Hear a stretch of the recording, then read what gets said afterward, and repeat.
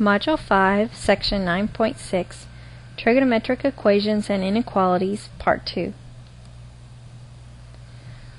We want to look at solving an equation using a double number identity. Here we want to solve the cosine of 2x equals the cosine of x over the interval 0 to 2 pi. What we'll do is we'll use our double number identity involving cosine for cosine of 2x, and that was that cosine of 2x equals 2 cosine squared of x minus 1. So we've basically substituted that in place of cosine of 2x. So it is now equal to the cosine of x. Now what we can do is subtract our cosine of x from both sides in order to get it equal to 0. So we have 2 cosine squared of x minus the cosine of x minus 1 equals 0. And now what we can do is factor this left-hand side. So we'll get 2 cosine of x times the cosine of x. 1 and 1. Here we'll have plus and minus equals 0. We'll set both factors equal to 0. So we have 2 cosine of x plus 1 is 0. And cosine of x minus 1 is 0. So we get 2 cosine of x equals negative 1, or that the cosine of x is equal to negative 1/2. And here we'll get the cosine of x is equal to 1. Now we know that the cosine is negative in quadrants 2 and 3. So we know here that x is equal to the cosine inverse of negative 1/2. And when we do the cosine inverse,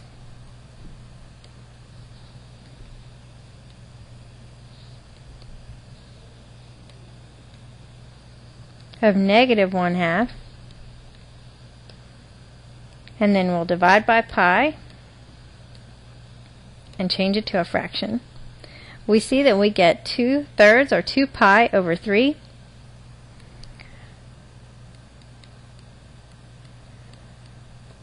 And that value, 2 pi over 3, is going to be in quadrant 2. So we find our reference angle here, which will be pi over 3.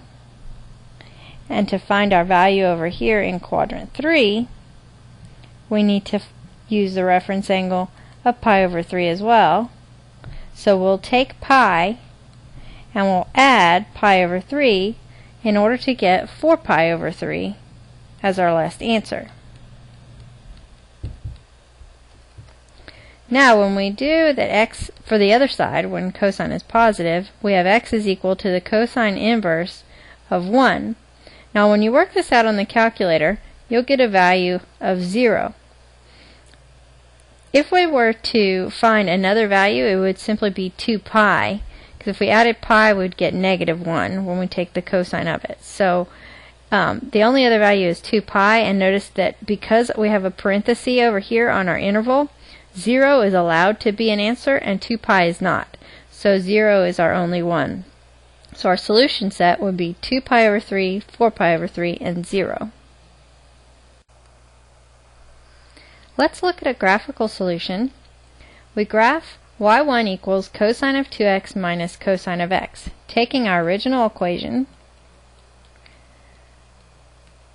and subtracting cosine of x from both sides so that it's equal to 0. Now we can also graph y2 equal to 0 in order to use second trace 5 for intersection instead of having to use the 0 function. We see that we get the following graph, and we'll get our two answers in radian modes here, and then we'll get our 0 here. Notice that it also crosses here at 2 pi, but 2 pi is not one of our answers. So we have 2 pi over 3 and 4 pi over 3 are our answers here,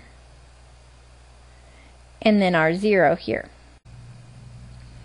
Now let's look at solving an inequality involving a function of 2x. We'll refer to our previous figure. Notice that we solved so that cosine of x and cosine of 2x were on the same side. So we'll do the same thing here. And we have cosine of 2x minus cosine of x is less than 0. And over here, we have the same thing except we're greater than 0. So for part A, we want to know when we're less than 0, which is these two sections here. So that's between 0 and our 2 pi over 3, and our other interval of 4 pi over 3 and 2 pi.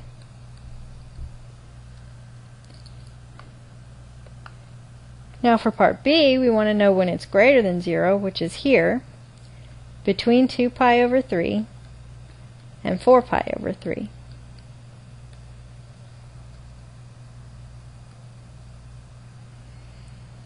Now let's solve the following equation. We want to solve sine of x cosine of x equals 1/4 over our interval from 0 to 2 pi. First thing I'm going to do is I'm going to multiply both sides by 2. So I have 2 sine of x cosine of x equals 1/2. But 2 sine of x cosine of x is my double number identity, and it will give me the sine of 2x when I replace it, is equal to 1/2. Now when I use my inverse, I see that 2x is equal to the sine inverse of 1/2. Now notice that our interval was for our x value, 0 to 2 pi. So for 2x, we multiply everything through by 2, and we see that we're between 0 and 4 pi. So when we take the sine inverse of 1/2, we know that we get 30 degrees, or pi over 6. And then our sine is also positive in quadrant 2, so we need a reference angle of pi over 6 here. So we'll take pi minus pi over 6 in order to get our value here, which will then be 5 pi over 6. So we have that 2x is equal to pi over 6 and 5 pi over 6.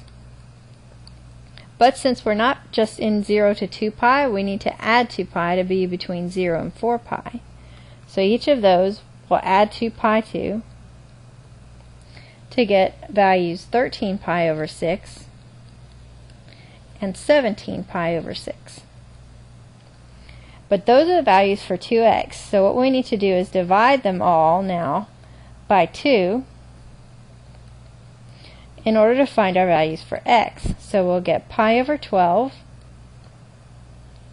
5 pi over 12, 13 pi over 12, and 17 pi over 12.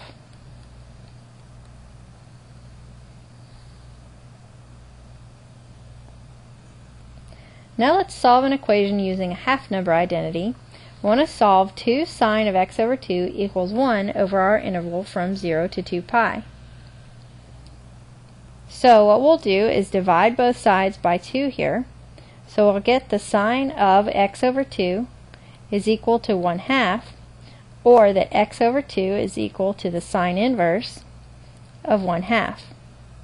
Now we know that the sine inverse from a previous example of 1/2 is going to give us the values pi over 6 and 5 pi over 6. And remember that our interval was from 0 to 2 pi for x. So to find x over 2, we're simply going to divide everything by 2. So we know our interval for x over 2 is 0 to pi. So we don't need to do anything in adding. The two values, pi over 6 and 5 pi over 6, are the only ones that will be in our interval. But now we want to find x, so we'll multiply everything by 2 here. So we have that x is going to be equal to pi over 3, or 5 pi over 3.